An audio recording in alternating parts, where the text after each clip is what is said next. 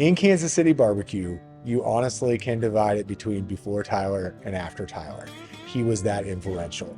And then once you talk to Tyler, you're definitely sure that this is a man who has a vision and is going to be pursuing that vision. So I made him number one because the food was excellent, the experience was excellent, and his story was excellent.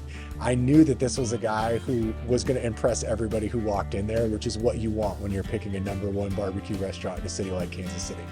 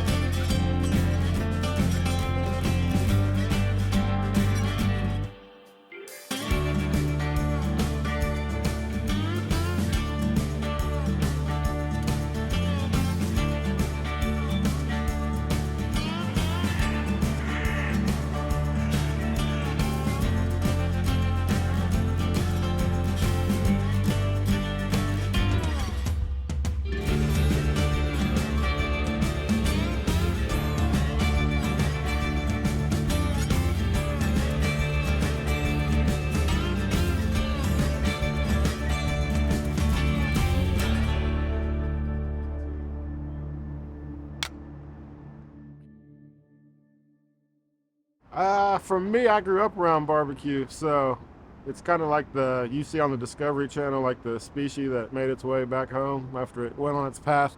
For me, that was kind of what it was. Like I grew up around barbecue. I feel like I was always kind of on that path with the background I had, and I kind of got in a crazy spot in my life, and I started cooking a lot of barbecue just to keep my mind sane. And one thing led to another, and started cooking a lot more barbecue than most people would consider normal, I guess.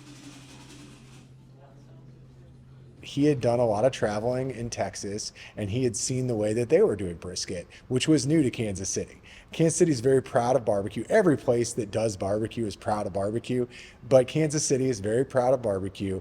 And Tyler stepped into this saying openly, I'm not going to do the Kansas City style. I'm going to do other styles. I'm going to bring you other ideas, fresh looks at some of these things like brisket. So I went out there to have his barbecue when we were doing the list, because at Kansas City Magazine, we do a top 10 barbecue list. That was a big deal to us. We went to like 50 places to make it. Anyway, I was going out there for the list and it was Father's Day weekend. I waited 3 hours to get his food and he was sold out. He didn't give me any special treatment. I just got whatever he had left. And you know what? It was worth it. It was great. 14 hours. That's why bro's like, be open more days.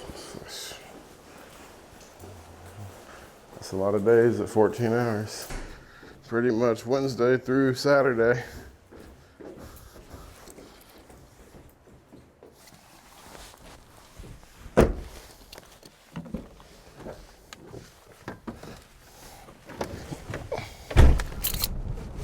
Sometimes I really enjoy driving to work in the dark. It just, I don't know, it's peaceful, you know? And I think at this time of year when there's not a lot going on, it just feels like when you're going this early that it just makes you feel like you're on a mission because you're up and at it, not seeing a lot of people move around the city yet. I like that feeling. The city's still asleep.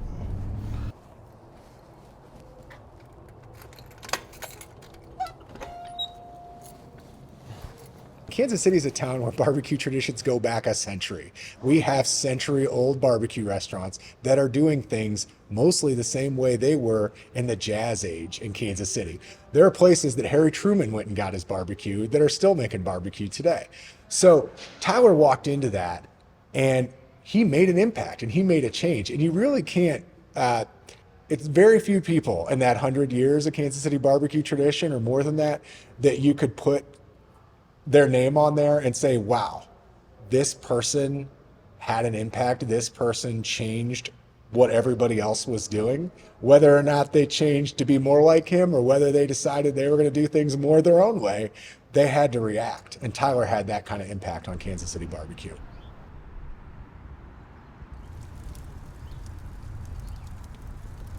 We're gonna close at 4 o'clock because we got a 40 top coming at 5, which will about fill the restaurant up. So, Only salt, pepper, ¿verdad? see, I like simple food. I like live fire cooking. I like just making the best product that we can possibly make, and we try to improve every day to do that, to make something better than it was yesterday. I think we're gonna make pepper jack taco sausage today. I always tell people, so if I could try anything, I want to go back 100 years ago and taste the pork before industrialized farming, because I guarantee you it was so much better. And yeah, the pigs lived the way they were meant to live. I can look at a pig right now and tell you what kind of life it lives real quickly. I've cooked enough whole hogs. That's where it starts, with the simplicity is how was it raised, what did it eat, what was this animal's diet. If it lives in a pen eating corn, it's stressed out, it's not eating what it wants to eat. A lot of times it's getting abused because there's too many in a small pen. So the pigs that walk and eat berries and nuts and are relaxed, you know, the theory is the less stress an animal has in its life, the better meat it will produce. And now I think with the simplicity, people are seeking those out more. And as we get more health conscious too, people want the local non-industrialized farm pig. So it kind of plays into both hands with the way everything's evolving and what chefs and barbecue are wanting to do as well, I feel like. My brother and I and a couple friends had a barbecue team that we competed with, and then Tyler got hooked on it as well, so then he has taken it to another level. He started out cooking out of his driveway, then found an opportunity over at Crane Brewery in Raytown, Missouri, and he was over there for 3.5 years cooking on the weekends and developed a really good following. And then a year ago, I guess it was November of 2022, Tyler opened this restaurant, and been here ever since.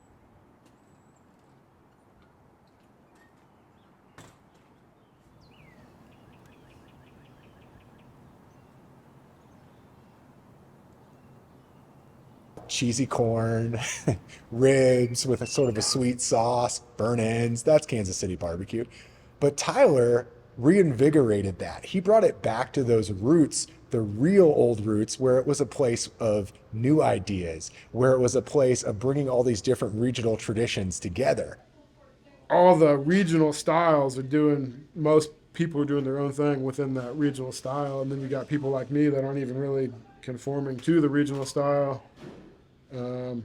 But yeah, a lot of it, I think, is the social media era. We all see what each other's doing. I think it's motivated a lot of us to travel more, to get out more, to understand other barbecue cultures more. And as you do that, you kind of pick and pull the good things you like from different menus from different regions. And that's what we did. That's why we have, Tennessee pork on the menu.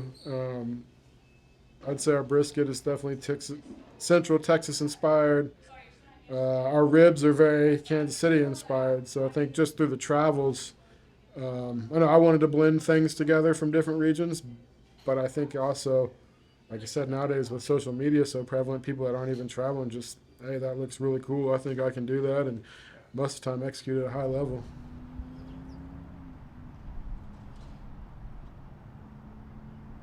and you have the ability to grind your own meat, season it before you grind it. That will make all the difference in the world. Grinding in seasonings, grinding in herbs. We always do a little taste test. So you don't get the smoke, but you can make sure your salt and your other flavors are present before you case it up. It's too late to change the flavor at that point.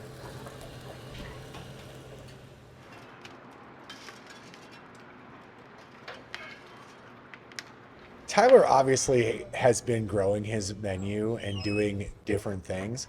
I still think the brisket is the main thing. That's what I would go for.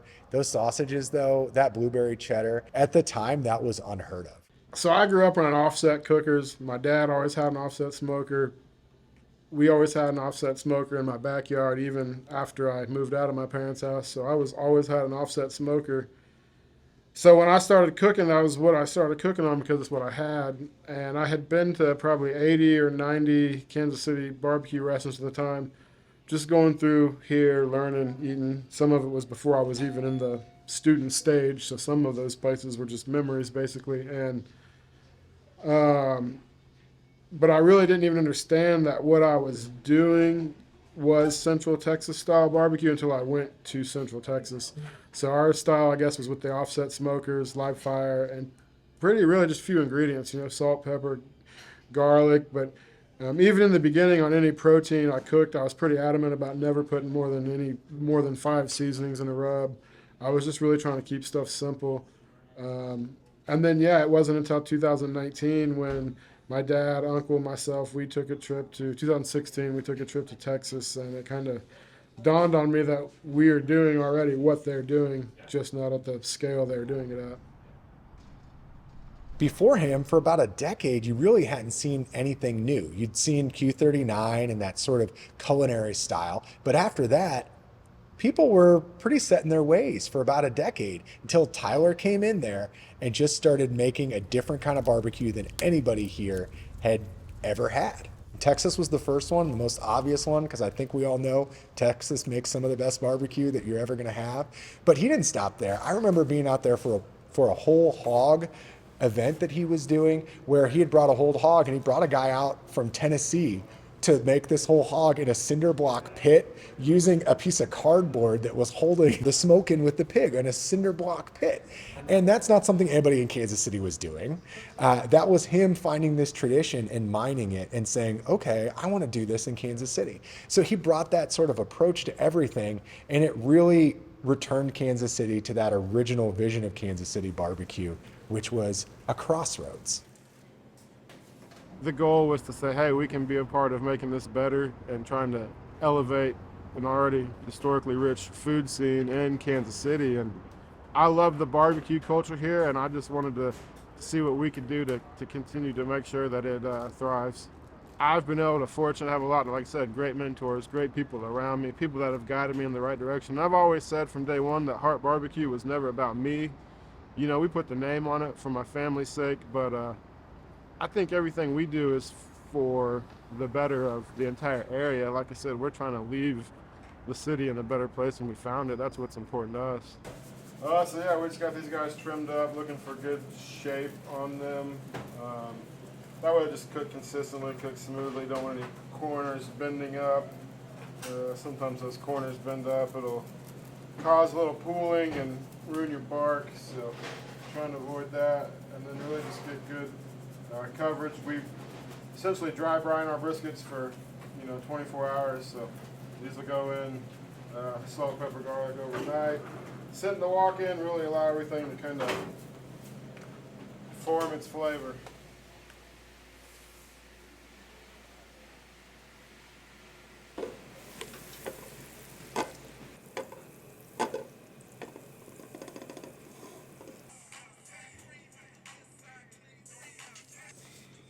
Variations of chocolate and salt level. 2 most important things in a chocolate chip cookie. Vanilla butter eggs.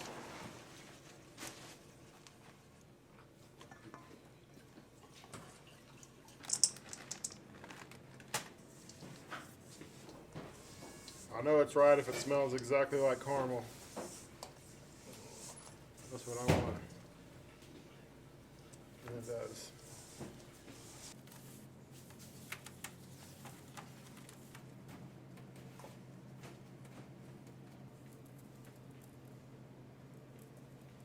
The best cookie oven in the world, but we make it work.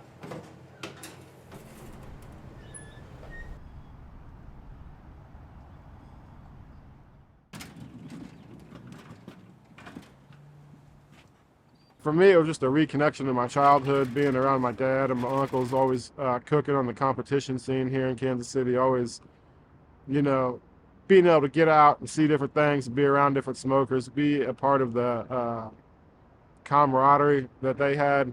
So my dad is, everything to me. definitely my first mentor in barbecue and in life. You know, we've been through a lot together. We've traveled a lot together. We've seen a lot together. He's inspired me in a lot of ways.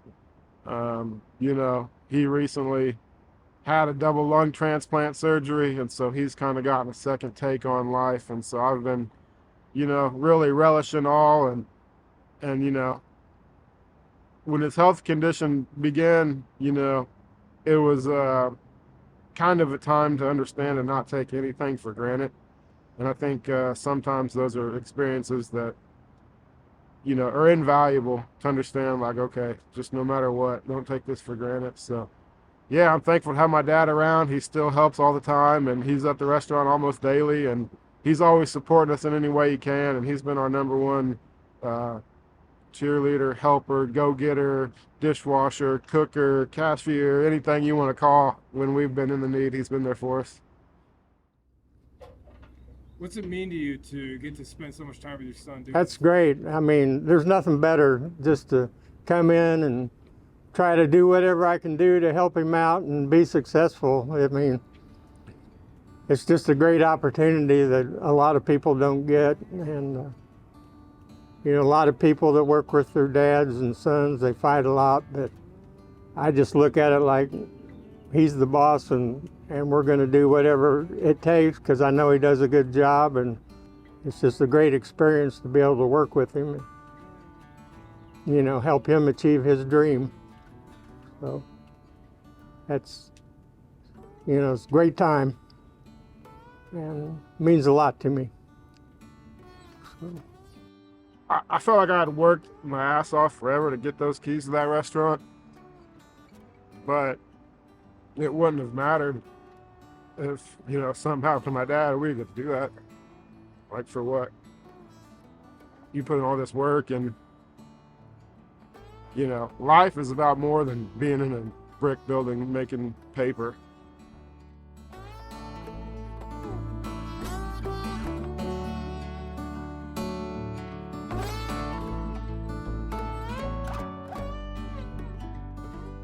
We had to stand on the shoulders of the people that come before us. So I think we wanted to represent that in our restaurant. That's why we have, you know, Tootsie. It's why we have Ollie Gates. It's why we have Henry Perry, Ricky Parker, people like that that help pave the way for us on our wall, just so we're reminded of that every single day.